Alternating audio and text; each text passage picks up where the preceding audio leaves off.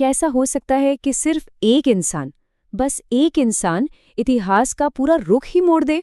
आज हमें ऐसे ही सिपाही की कहानी जानेंगे, मंगल पांडे, जिनकी एक छोटी सी चिंगारी ने 1857 में भारत की आज़ादी की पहली सबसे बड़ी लड़ाई की आग भड़का दी थी। ये सवाल बहुत बड़ा है ना? लेकिन अगर हमें ये समझना है कि कैसे एक अकेला इंसान एक पूरे साम्राज्य को चुनौती दे सकता है, तो मंगल पांडे की कहानी से बेहतर इससे दमदार जवाब शायद ही कोई हो। तो चलिए इस जवाब को मिलकर खोजते हैं। अब देखिए, मंगल पांडे को समझने के लिए हमें थोड़ा समय में पीछे जाना होगा। 1857 के भारत में सोचिए जरा, ब्रिटिश राज का समय था। हवा में ना एक अजीब सा भारीपन था, एक तनाव। मतलब ऊपर से तो शांति दिखती थी, लेकिन वो एक दबी हुई शांति थी। एक ऐसा समाज जो अंदर ही अंदर सुलग रहा था और बस सिर्फ एक चिंगारी का इंतजार कर रहा था। और पता है, वो चिंगारी कोई बड़ा राजा या नवाब नहीं था। वो थे मंगल पांडे, 34वीं बंगाल नेटिव इन्फेंट्री का कह सकते एक आम सिपाही।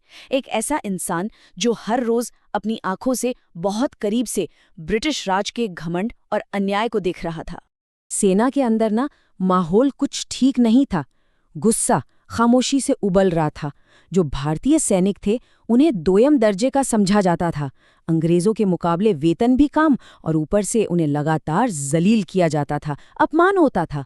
और यही रोज रोज का भेदभाव वो जमीन तैयार कर रहा था जिस पर बगावत का बीज पनपने वाला था। और फिर एक घटना हुई, एक ऐसी अकेली घटना जिसने उस सारे दबे हुए गुस्से को जैसे भड़का दिया। यही बनी बगावत की सबसे फौरी, सबसे विस्फोटक वजह।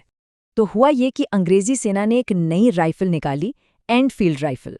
अब मसला बंदूक का नहीं था, मसला था उसके कारतूसों का। देखिए, इन कारतूसों को लोड करने के लिए ना सिपाहियों को कागज का एक सिरा अपने दांतों से काटना पड़ता था। और बस यहीं से सारा विवाद शुरू हो गया। एक अफवाह, और वो भी जंगल की आग की तरह फैली, कि इन कारतूसों पर गाय और सुअर की चर्बी लगी है। अब सोचिए, हिंदू सिपाहियों के लिए गाय कितनी पवित्र है और मुस्लिम सिपाहियों के लिए सुअर हराम। तो ये सिर्फ कोई अनुशासन का मामला नहीं रह गया था, ये उनके धर्म पर, उनकी आस्था पर एक सीधा हमला था। बस ये सुनते ही मंगल पांडे को लगा कि अब हद हो गई, अब चुप नहीं रहा जा सकता। उनकी वो जो चीख थी ना, ये हमारे धर्म का अपमान है, वो सिर्फ उनकी अकेली आवाज नहीं थी, वो तो हजारों सिपाहियों के अंदर दबे हुए गुस्से की गूंज थी। उन्होंने अपने साथी सिपाहियों को बगावत के लिए ललकारा भी, लेकिन ज्यादातर डर के मारे अपनी जगह पर ही जम गए। और सच कहूं तो यहीं पर उनकी महानता दिखती है। ये जानते हुए भी कि वो अकेले पड़ गए हैं, मंगल पांडे ने पीछे हटने से साफ इनकार कर दिया। और बस यहीं से शुरू होती है वो कहानी, एक अकेले इंसान की, एक पूरे साम्राज्य के खिलाफ वो अविश्वसनीय लड़ाई, एक ऐसी जंग जिसने हिंदुस्तान का इतिहास हमेशा हमेशा के लिए बदल दिया। इसके बाद तो घटनाएं बिजली के रफ्तार से घटीं। मार्च में ये कारतूसों की खबर फैली। 29 मार्च को मंगल पांडे ने बगावत कर दी और महज 10 दिन बाद 8 अप्रैल को उन्हें फांसी दे दी गई। कितना छोटा सा वक्त था, है ना? लेकिन इसका असर सदियों तक रहना था।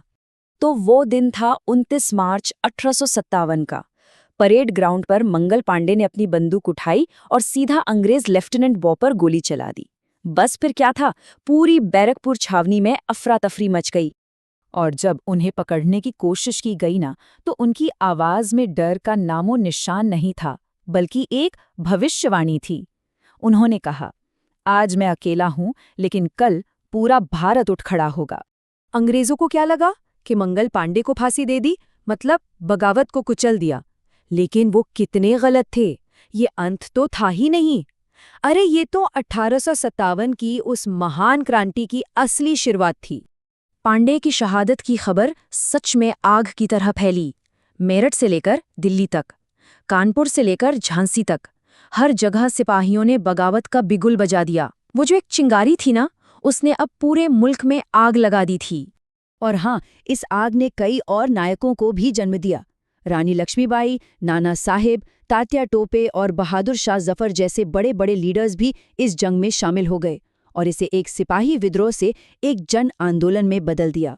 हाँ, ये बात सच है कि 1857 की इस जंग को आखिरकार अंग्रेजों ने दबा दिया। लेकिन मंगल पांडे का बलिदान, वो बेकार नहीं गया। उन्होंने आज़ादी की जो लौ जलाई थी ना, वो फिर कभी बुझ नहीं सकी। तो फिर मंगल पांडे की विरासत क्या है?